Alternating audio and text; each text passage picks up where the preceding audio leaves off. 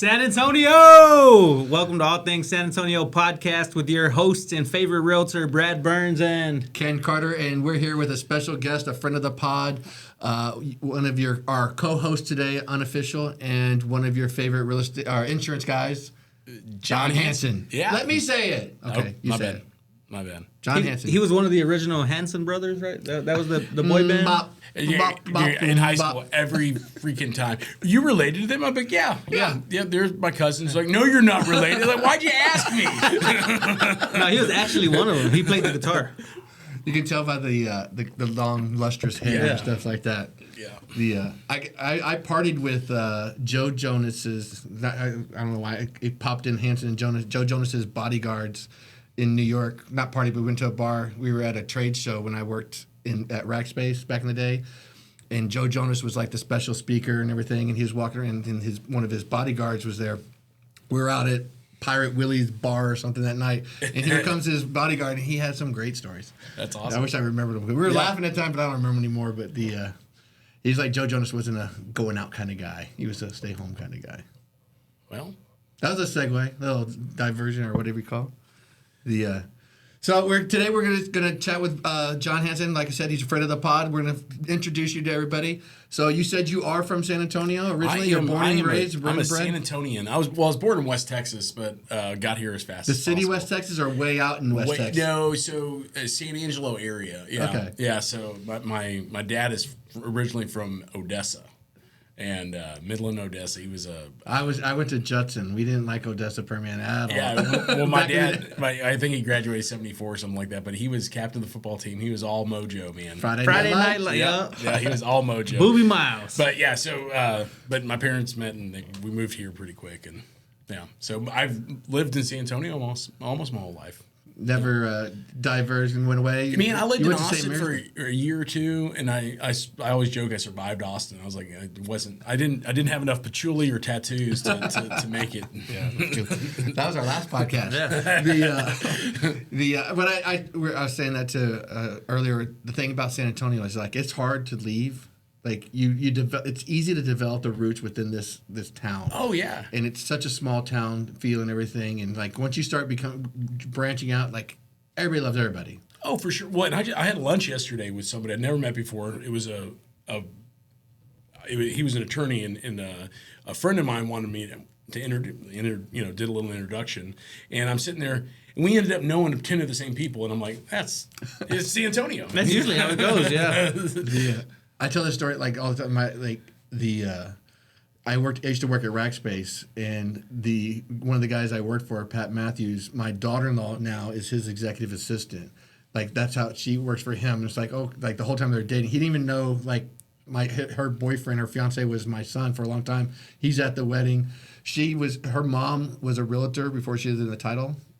The judge that married them was her first real estate client. Her first client. They became friends for like 13 years.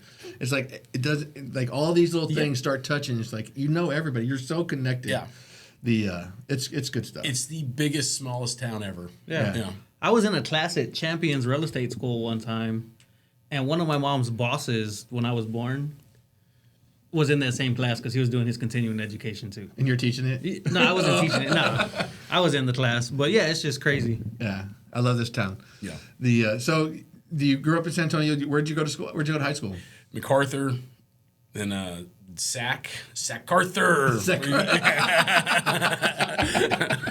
And then I went and finished at Incarnate Word, and then I got an MBA from St. Mary's. Yeah. Okay, fantastic. Yeah. So just hit up all the San Antonio schools, man. Just love San Antonio, Bear County boy. I love it. So growing up like that in San Antonio, were you one of the guys that like when Cowboy Breakfast was along? Were you at Cowboy Breakfast? Because that seemed like a MacArthur kind of thing. Yeah, to do. so I only did Cowboy Breakfast like 2 or 3 times. Yeah, and it's early. It was early, but it was a way to get out of going to first period. Yeah, for sure. Yeah, no, it was fun. Yeah, I did it a couple times. San Antonio always has those like San Antonio reasons to miss class, like Battle of Flowers or Cowboy Breakfast. It's like, oh man, there's a couple of people that are from San Antonio that are in my office. They were extremely mad that we don't take off Battle of the Flowers, and I was like, well, I get half of the San Antonio shut down, but like we're not. we're still doing. We're business. a service industry. That's Yeah. yeah. I mean, even like when I worked at like corporate jobs here in San Antonio, they all shut down. Like they rent out rooms downtown for the parade, and they have the margaritas and the suites and stuff like that. Like it becomes a great thing. Oh yeah. Well, my dad worked downtown, so they were like, "Hey, you're out of here by no later than 10 if you even want to come in. Yeah. You get out or you're not going to get out." The original work from home days. We're trendsetters in San Antonio. Yeah, for sure. Yeah. So where would you say is y'all's like from San Antonio? We like to talk about like our food and stuff and scenes, things like that. And where's your favorite breakfast taco, like Mexican food? Like, Breakfast taco, tacos and salsa. Pepe's tacos and salsa. There's a couple of them now, but there's one on Jones Malzburger that I go to all the time just because I'm kind of close to there. Yeah. And man, that is the trash can taco is the best taco that I've eaten in San Antonio. I saw a product where they were talking about like they had like this funnel for eating tacos. You eat over this little funnel thing, and it has everything come down, and underneath it is a tortilla. Taco? Yes, I need that taco. Waiting at the bottom, and then that's your last taco is like the wrap up and everything, and get everything in there. Your favorite taco? Taco Vallarta, like for breakfast tacos. We were just talking about this. They have a great breakfast taco. The one number 3. Taco Vallarta, number 3, which is on Broadway. Pick number 3. We know that because we were talking about. We were having tacos yesterday morning, and they're like I was asked, and everybody in the office except me, because I already had my tacos, went there, and what did everybody think? They were good. I was pleasantly surprised. Brad, your favorite taco? Anything south of Highway 90 is my go-to. But I thought it was interesting. You said right there off Thousand Oaks. Yeah, Thousand Oaks Jones Malls. Well, and then you went to yeah. Where'd you go to high school? MacArthur. MacArthur. You went to MacArthur. Yeah. Mm-hmm. So it's interesting in San Antonio. Kind of the strategic thing is most people grow up and live within a few miles from where they were born Oh, for sure. from where yeah, I go into HEB and I run into freaking half my graduating class. I'm Yeah. like, what's up, man? So you still live in that area? Yeah, Huh? yeah, for sure. Yeah. Man, I got away from Judson. I wasn't gonna live. I'm not living in Converse. Yeah. Well, in I was gonna say that. no shots fired at MacArthur, but it's kind of gone a little downhill since I graduated. So I'll tell you what I appreciate about MacArthur's. My daughter Thea just graduated from high school from Alamo Heights, and she played volleyball. And MacArthur was the only other school in our district for sports that gave them any competition. Oh wow! How we always just spanked them, we killed them, and that was always my favorite game. Like going into MacArthur's, and watching them beat them that's awesome. Sorry, no, for sure. Well, we got spanked. So my brother is a couple years older than me, and his football team was epically awesome. Yeah. Like they were. What year? He graduated 01, Okay. and they lost to Marshall that year in the semifinals, but the year before they actually made it to state, and so they was a really good team. And then after he graduated, I don't know if we've ever been good since, and I know that my year was awful. It's all right. Yeah.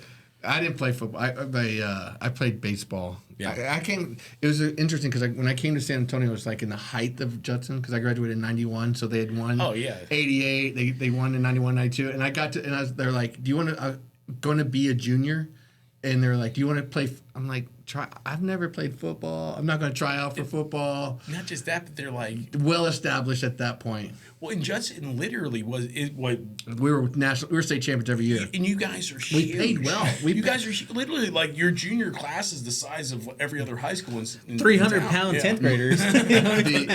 My graduating class was 755 people. It sucked, and I was like, my last name's Carter. So like I was in the top.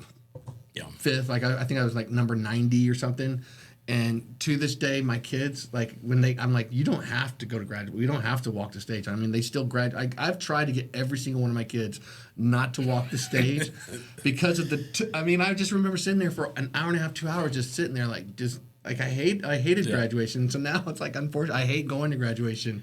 I didn't even get invited to my daughter's. Left? Huh? You got a couple left? Well, if you include college, I got 3 left, including college. But like when Mia graduated from Texas State, she invited Jennifer, her stepmom, and everything, and she's like, I was like, I think I got a volleyball tournament somewhere. She was like, don't worry, Dad, I know you don't like going. I'm not even inviting you. I was like, okay, just send me pictures of jumping in the river. I was the first one. I had a real small graduation. I went to a charter school, and it was like total of 15 people, and I was the first one. My last name would be. But I didn't go to practice, so I just forgot to shake everybody's hand and just like got my thing and just like dipped. Have you seen the videos this year of the kids graduating and like just going off with dancing and stuff? I think they should let them do that. A lot of schools discourage that, but I think they should let them do that. Like, put some icing on the cake. Hey, Make it more entertaining. Yeah, because otherwise I'm not going. We went to one school and they were like, hold your applauses. applauses. We went to one graduation and they were like, hold your applauses for the very end. They never hold their applause. So, as somebody would go, they would call somebody's name and you could clap once. And it was like, and they would call the next name and it was like, clap once. And I was like, man, this is the craziest thing I've ever seen in my life. That is crazy, but I bet it was a lot faster. Yeah. It still sucked. I mean, the last year, the last two graduations, Mia for high school and Thea's was outside. Thea's was funny because Alamo Heights, they did it outside at their gym because it just got too expensive to like rent a place. Like they used to do it at Trinity. They used to, like a lot of school districts will do it like at the Alamo Dome. Yeah. But like you go to like Northeast School District will do it at the Alamo Dome and they'll stage it where they have all their schools back to back. So now you've got 6, 7, 8 schools. Oh man! And now the cost spread over that. Alamo Heights just has the one school, so like it's not cost effective to go anywhere because everybody wants to bring everybody. So they did in the stadium. And I like an outside. Yeah, just bring back drive-through graduations. They can do it drive-through in the front of Alamo Heights and just here you go. Just like a drive-through. Yeah, have Chick-fil-A coordinate it and get that line out of here. Now, if they gave me Chick-fil-A at a graduation, I might attend. Yeah, for sure. And so, what's your favorite thing about San Antonio, John? Oh man, there's so many things that are awesome at San Antonio. I couldn't just name one of them. Name 3. Name 3 then. Name 3. Yeah. Well, the food is hands down, better than most places, and so we can talk about food all day long. And yeah. What's your go-to restaurant? So depends on what it is, right? Like so. Well, like if you're like go to Italian restaurant. I'm hungry. I'm gonna go eat. Where? Purple Garlic. Really? Yeah, I love that place. But you have to like garlic. I love garlic. Everything has a lot of garlic. Yeah. I haven't been to the one on 281. I went to it when it was down on Austin Highway. Yeah, that's the only one I've ever gone to. Yeah, the one on Austin Highway is now it's Tycoon Flats. Yeah. They've changed it. What's your go-to Italian, Bradley? Mine, I like Caparelli's. We'll go to Caparelli's every once in a while. Ooh, you're gonna be sad. The one on Jones Smallsburg and Thousand Oaks is closed. Is it? They're closing. Yeah. Yeah. Well, I think the family kind of just like split them out. Yeah. All the kids got their own. And yeah. I used to play cards with one of the kids. His name was Guy. The son and the brother and sister Caparetti. It's Guy and Gay Caparetti. We'll do that, or we'll do Big Lou's. I'm not a fan of Big Lou's pizza. Mm-mm. But I like their wraps. They have good wings. They have some better food besides the pizza. So one of the pizza places I want to try, I've never tried, is Mars Pizza. They branched out from Big Lou's. So that's a brother. Yeah, and this is like the circles on circles. I've known Rene Lujan my whole life, and he was the brother that opened up Mars. Mm-hmm. Okay. And I just never eaten there just because it's Route 410, and I mean we have 1,000 different pizza spots. That's the problem. That's the problem with like a lot of restaurants is like you get into like different like patterns and such. We went for Father's Day. We were at Tycoon Flats, and I was talking to the owner, and like the St. Mary Street with the construction and this and that, like everybody's patterns just started changing. It's like we started going to Mr. Juicy all the time. Like, man, I love that place. Mr. Juicy's so good. So if I had to say best burger, I'd say Mr. Juicy. Oh, absolutely, 100%. Yeah. And I mean, I feel bad saying it because there's a couple other good burger spots, but man, there's some Tycoon Flat, and I hadn't been to Tycoon. We'll shout out Tycoon Flats because like it's their business has gone down since COVID down there on St. Mary's and stuff. And it's a great location. Great, they've got the new one over on Austin Highway, but they've got a great burger. Like that's one of the things. Like you don't go to the place after a while because it's where it's at, and it's like you forget. It's like and then you're like, man, I like that place. Why didn't I go? Armadillo's is the same thing downtown. Like so, I've never been to Armadillo's. Oh man, that's a good burger. Have you been there? You don't yeah, the Armadillo's. I mean, I've been there once. But he also said, "What do you think of Chester's?" I like Chester's, but the thing with Chester's is I have to get double meat bacon cheeseburger all the way with jalapenos. That's the only burger that is just because the bun is so big, you almost have to double. Even if you only eat half of it, it's like you have to double meat that thing to get the correct meat. Do you prefer a thin ratio. burger though, or a big thick patty? Like, if you had a big thick patty like that, are you good with that? I'm good with that, but also I'm okay with a thin burger as long as the bun is ratioed correctly. Yeah, with the thin, I like them thin and double patty. Yeah, It can be the same amount of meat, but it's going to taste better if they're 2 thin patties than one thick patty. So talking about Mr. Juicy, I usually go single. I think the double's just a little too big for me. I'll go single, bacon, egg. I double it. No, like I think go the single double. just it's is a well better proportioned. price per pound. Like you get. It is, but I think the single tastes better. It's well proportioned. Like with the egg and the bacon, like you do the egg. I like the idea. I just don't do egg on the burger, but to each his their own. I'm all about so at Mr. Juicy I do the sautéed onions and grilled jalapeno. Wet sauce? With 2 wet sauces, one for the fries, one for the burger. Wet sauce for the fries. Yeah, you got to wet sauce the fries, man. Have you tried their chicken sandwich? I have. I like it a lot. it's so big. But it's great. It's like double patty. So what I have to do now is if I get it, I have to make sure I get the buffalo sauce on the side because they'll oversaturate with buffalo sauce and then you can't even taste the goodness of that chicken. Well, that's going to bring. Here we go. So. Right now, for limited time only, at Whataburger, they have their Buffalo Ranch chicken sandwich out, which I'm a big fan. I like a Buffalo Ranch chicken kind of thing. Yeah. You know what I do when I go to Whataburger? What do you do? Keep driving. Else? Yeah. Go somewhere else. I know Keep driving. Whataburger's trash. So, kind of ruined my question. My point is like, what's your favorite fast food burger place, and why does Whataburger suck now? So... If I was going to get a burger from a fast food place, I'm sorry, Brad, but I would probably go to Whataburger. But it's for convenience. You've gone to Burger Boy, right? So Burger Boy's good, yeah. Yeah. So you sound like Whataburger better. As far It's like a Whataburger. like Burger Boy's good. I mean, it's better than Whataburger as far as a fast food burger goes. Except for the fries. Yeah. That's the problem. The thing about the Whataburger is that I do still go, but it's not what it used to be. No, and I think whenever they got sold, a Chicago holding company owns the majority stake, you're like, oh. It's hard for a company to have a good burger and good fries. I think there's something like... I like Whataburger's fries. I don't know if it's the chef or the product development team or what it might be, but... Hey, he's got a degree in Hamburger University. I have a degree in hamburgerology, so I think I'm pretty well qualified to speak on this topic. Stuff, though. I mean, this is...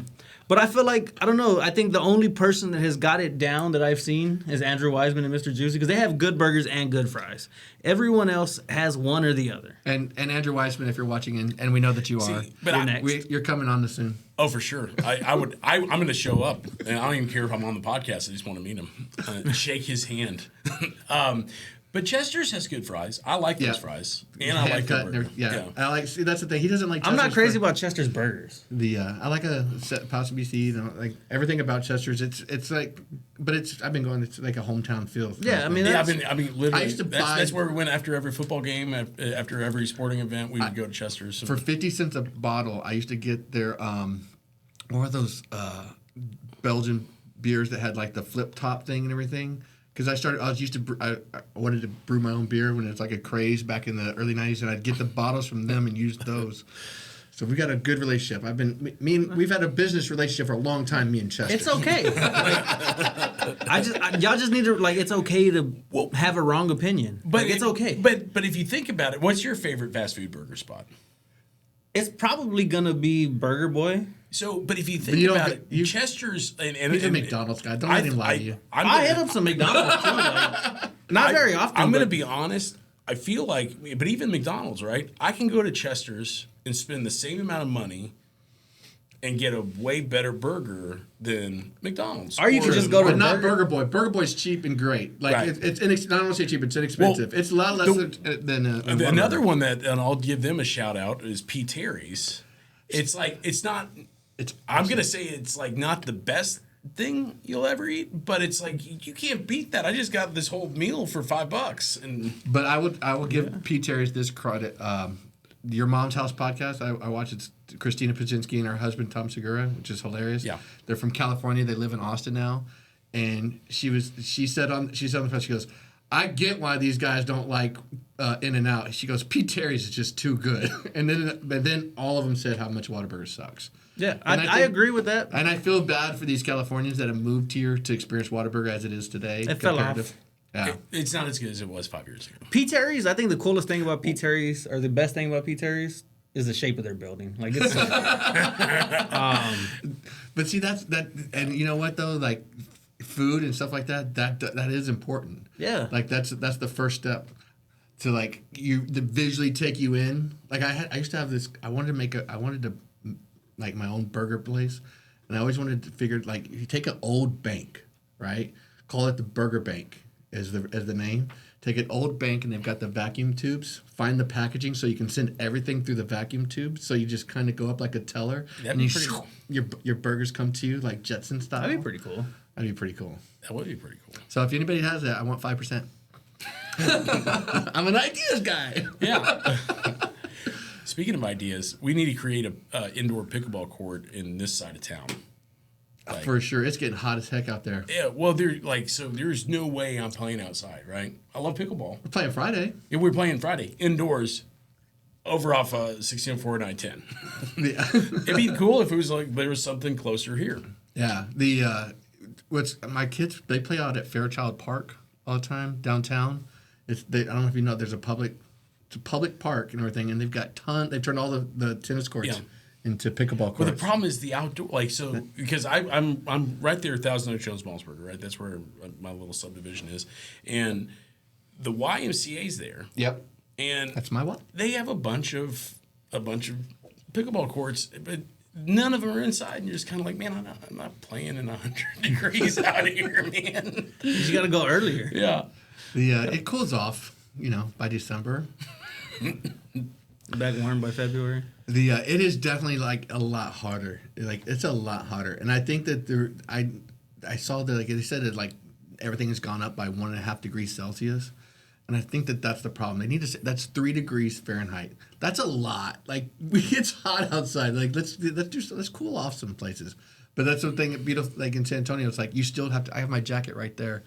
Because like every building you go into is still going to be 68 degrees no matter how hot it is outside. Is that a Dallas Cowboys jacket right there? That is a Rice Owls jacket. Oh. There's no Dallas Cowboys here. We'll get you one. We're going to go to Dallas. I'll give it to my brother. My brother will appreciate it. So, I've noted, that kind of reminds me back. Like, everybody's liked your brother better than you on the podcast so far. I can see why. He's a Cowboy true and true. Yeah, we got to meet Joey. You got to have him on one day. You don't want to meet Joey. And he sounds like a good guy if he likes the Cowboys. I don't know how we end up meeting. Like the little Easter egg in our podcast is where we're going to mention Joey in the podcast. It's so funny. Well, I do like the Cowboys too. It's been a long 28 years, but yeah, I like them. It's okay. I like the Texans until they unfollowed Sketch the other day. I mean, I like the Cowboys. They're gonna have a good still team like this year, Whataburger. You know what I mean? Texans are gonna be. Oh yeah, pretty. They won free agency. Oh, they won everything. I mean, just like you look at that lineup, and you're like, okay, they're like, of course, I'm sure Houston can mess it up. So yeah, but like just looking at it on paper, you're like, wow, that's gonna be. They can make a run. Yeah. It'd be nice to have a Texas team in there that can win. I mean, I don't think either one can win now, but we'll see. I mean, I don't know if Sir Patrick's going to let anybody else win. Patrick Mahomes. Yeah, Patty Mahomes. That guy. He's a Texas boy, so. Yeah. Did you see Texas Tech changed their branding? They were with Adidas prior, or they were with Under Armour before? Who sponsors Patrick Mahomes? Whichever one sponsors Patrick Mahomes, the opposite was what Texas Tech had as the stadium. They switched it. And they switched to his brand, the same sponsorship. And they have the Patrick Mahomes brand logo on their football field, along with Adidas or Under whichever one with the Patrick Mahomes thing. That's cool though. Like he's got they have his logo on their field now. That's awesome. But he's been owning most Texas teams most of his life anyways. Like he just hasn't had the logo. The question is, how much money is he willing to commit to NIL? You got Phil Knight committing 40 or not Phil. He said he will give as much money as needed to win a championship. For Nike. Oregon, yeah. Nike. basically pledging billions of dollars and saying, I want a championship before I die. Dude, the goofy thing is, though, like, the money doesn't always translate. Texas A&M historically has been top 3 year over year over year on All spending. the way back to the 60s. I mean, like, Even just before- you know what I mean? Literally, like, they've been doing this for half a century, for sure, where they're top 3 in spending, and you're like, man, this is never translated. Like, at some point, you would think it would translate it. Like the closest they got was with Johnny Football, and it's like, man, like, that was it, really? Like, He you had guys the are top best 3 in story. spending. I love his story. Yeah. His Shannon Sharp podcast Yeah. or his Netflix series. Yeah. He's got to make some money back. He spent it all. Have you met Nate? He's an agent. He played with Johnny Football at A&M. Oh, cool. Nate Askew. And then he went on, I think he played with the Panthers and the Bucks, I think. Yeah. I don't know. It's cool, dude. So Pretty what's the positive. best insurance company in Texas? San Antonio. Well, I know the best agency is my insurance group. So. Oh, okay. There you go. Yeah. Yeah, but we're a broker, so we can broker it out to about 40 different companies. Nice. What made you get into insurance? It's a whole lot cooler than the oil field. That's a background. Yeah. So in my 20s, I worked for several different oil field service companies, and in 2015, or 2014 into 2014, bottom kind of started falling out on oil, and I was working in South Texas. I actually didn't mind working in South Texas, and basically what happened was March of 2015, I got laid off, and everything I knew was worth about 20% of what it was 6 months before, and I'm kind of like, I'm thinking about doing something different because it's like a young man's job, and it's grueling, and but there are some pros to the oil field too. You get weeks off at a time, you work hundreds of hours a week, and you get paid some decent money. And so it's like there's trade-offs with it. And so, but I was just kind of getting tired of like, okay, cool, got laid off, you go to a different place. And then what happened in March was I went to another company, got hired immediately. It was a little less money. I was going to have to work basically 2 weeks on, 1 week off versus 2 and 2. So I'd make more money, but I was going to work, a third more. Yeah. And I was like, ugh, I'm going to make more money, but I'm going to work a third more. And I'm like, okay, cool, that's fine. And then they just kind of started pulling all extra monies as the months went on, and I'm like, man, I could have just gone on unemployment and I'd make more money. and so I was like, yeah, I'm gonna try something different. The only thing that was attractive about insurance was it builds residual, right? And so I was like, well, cool, that seems like something that'd be interesting, and didn't realize how on one hand it was so easy, right? And so I'm sitting there, I start working, and I just got hired as a data entry person. Didn't know what a deductible, I didn't know anything, right? And I start learning this stuff, and I'm like, oh, well, this isn't that complicated. It's a different way of thinking. It's a different, common sense goes out the window whenever you deal with insurance, right? You did it for a while. So you're just kind of like, okay, well, it sounds like it should work, but it's like, this is insurance, so it's different. And so, but once you start learning it, you're like, oh, this isn't that complicated. And I'm not changing out a rotator head. I'm not swinging a sledgehammer. I'm not having a pump party. You know what I mean? You have all your fingers. Yeah, I'm not having to do anything that hard. I'm literally making phone calls, typing up emails, and clicking some buttons and sending some digital paperwork to somebody, right? And I remember people were like, "Man, this is so hard," and I'm like, "So when does it get hard? Like what part? Like you don't even understand. You have to talk to so many people." I mean, and I like to talk to people, right? Yeah. So I'm like, okay, but when does it get hard? That was the same thing. I came from McDonald's before I got into real estate. Yeah. He literally And has a hamburger degree. I have a degree in hamburgerology, a bachelor's. But I would talk to people, and I'm like, man, this is just so hard. And I'm like, no, bro, it was hard. Like working shorthanded on a Friday night, dealing with a bunch of teenagers, and that was hard. Yeah. I'm No, for cool sure. talking to a bunch of people. For sure, yeah. I mean, I always make phone calls, and so I'm calling my book of business that only has home insurance with us because we need it get in front of it, try to cross-sell auto insurance, just because it helps them out too, right? Because if we can bundle, we'll save them a bunch of money. And my own people will tell me to fuck off. I'm sorry for cussing, but you know what I mean? It's like they're like I'll introduce myself, tell them like why I'm calling. They're like, I got 2 people to tell me about last week. And I was like, You're my client. I mean, it'd be different if I was cold calling you, but like I literally am telling you, like, we do your home insurance at 123 Main Street, man. The problem is I probably called him like 5 minutes before trying to buy their house from him.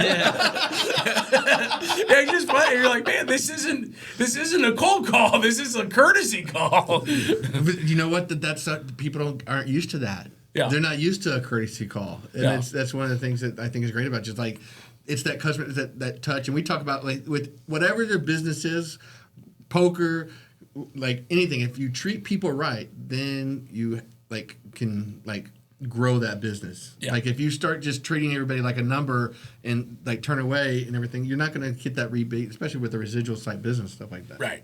Yeah. Well, and especially because everything is so at your fingertips these days. So it's like what's the difference? You don't know what you don't know.